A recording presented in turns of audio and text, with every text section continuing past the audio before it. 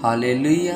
स्वागत है आप सबका मेरी भविष्यवाणियों की पुस्तक में। आइए हम आज के पवित्र वचन को इस पुस्तक में से पढ़ेंगे, जो कि परमेश्वर के दास प्रेरित अंकुर यूसुफ नरूला जी द्वारा लिखा गया है।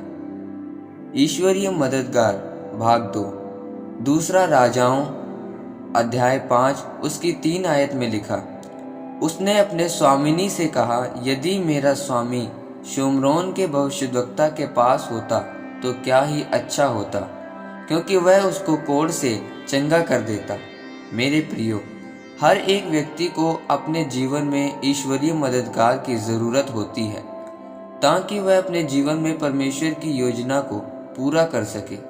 यह ईश्वरीय मददगार वह लोग होते हैं जो आपके लिए परमेश्वर के द्वारा ठहराए हुए होते हैं, जिसके बाद आप फल लेकर आते हैं और आशीषित होते हैं।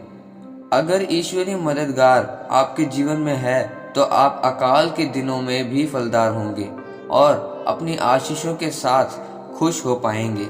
जब आप परमेश्वर के पवित्र वचन को पढ़ें तो लिखा है कि नामान नाम का एक व्यक्ति था, जो कि राजा का अधिकारी था। उसके पास सभी आशीषें थी, पर फिर भी वह कोढ़ी था। उसको भी एक ईश्वरीय मददगार की जरूरत पड़ी, जिससे वह अपने कोढ़ से छुटकारा चिंगाई पा सके। उसके जीवन में ईश्वरीय मददगार बनकर एक ऐसी लड़की आई जो उसकी पत्नी की दासी थी। उस लड़की ने अपनी स्वामिनी से कहा कि यदि मेरा स्वामी शोमरोन के भविष्यद्वक्ता के पास होता तो क्या ही अच्छा होता, क्योंकि वह उसको कोढ़ से चंगा कर देता। उस लड़की के बताने के बाद नामान शोमरोन में परमेश्वर के दास के पास गया और प्रार्थना करवाई, तो उसने चंगाई पाई और परमेश्वर की चंगाई को अनुभव किया। यह परमेश्वर की योजना थी कि नामान परमेश्वर की सामर्थ्य को समझ पाए, इसलिए परमेश्वर ने उसके जीवन में उस छोटी लड़की को ईश्वरीय मददगार के रूप में भेजा।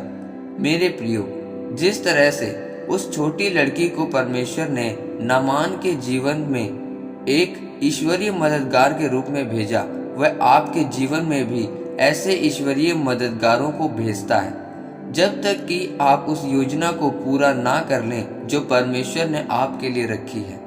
आपके जीवन के लिए ईश्वर मददगार कोई भी जन हो सकता है। याद रखें, परमेश्वर आपको कभी भी अपने आप खुद आकर हिदायतें नहीं देगा, बल्कि वह अपने लोगों को आपके जीवन में एक ईश्वरीय मददगार के रूप में भेजता है, ताकि आपको आशीषित कर सके।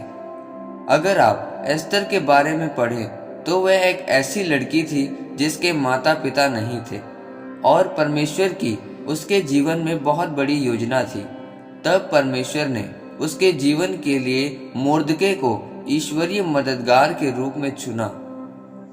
मोर्दके ने एक ऐसे वातावरण में एस्तर को रखा कि वह पवित्रताई में रही और सभी अच्छी आदतों को ग्रहण करने के साथ साथ परमेश्वर में भी बनी रही। यह सब कुछ परमेश्वर की योजना के नीचे ही था कि वह ऊंची की जाए, रानी बनाई जाए, उसके द्वारा बड़े काम हो और पूरी यहूदी कौम बचाई जाए। वह बचपन से ही प्रार्थना करने वाली, उपवास में रहने वाली और परमेश्वर पर विश्वास करने वाली लड़की थी।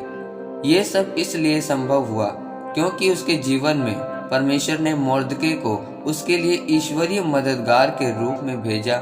जब यहूदियों पर सताव आया तो मोर्दके ने एस्तर को चिताया कि क्या जाने परमेश्वर ने तुझे ऐसे बड़े और कठिन दिन के लिए ही यहूदियों को छुड़ाने के लिए ऊंचा किया हो। उसके बाद सही समय पर अपने ईश्वरीय मददगार की सहायता से एस्तर ने अपने यहूदी होने के भेद को राजा पर जाहिर किया और उपवास प्रार्थना में बनी रही, जिस कारण वह अपनी यहूदी जाति के लिए छुटकारे का कारण बनी। इसलिए आपको ये समझना है कि परमेश्वर आपके जीवन में अपनी योजनाओं को किसी न किसी ईश्वरीय मददगार के रूप में प्रकट करता है। वह ईश्वरीय मददगार आपका आत्मिक अगुआ या कोई और व्यक्ति भी हो सकता है, जिसके आपके जीवन में आने से आप परमेश्वर के द्वारा आशीषित होते हैं। परमेश्वर इस वचन के द्वारा आपको आशीषित करे। आमीन। आइए परमेश्वर के दास के द्वारा लिखी गई प्रार्थना को आप मेरे साथ करें। सर्वशक्तिमान परमेश्वर, इस वचन के लिए मैं आपका धन्यवाद करता हूँ। परमेश्वर, मैं प्रार्थना करता हूँ कि आपके वचन को पढ़ने और आपके नाम में बने रहने के द्वारा आपके ईश्वरीय मददगार इन लोगों के जीवन में आए, ताकि आपकी योजना पूरी हो और यह सभी आशीषित हों। यीशु मसीह के नाम में, आमीन। हालेलुया। आप इस वचन को और भी लोगों के साथ शेयर करें, ताकि वह भी परमेश्वर की ईश्वरीय मददगार के भेद को समझ सकें। परमेश्वर आपको इस वचन पर आशीष दे।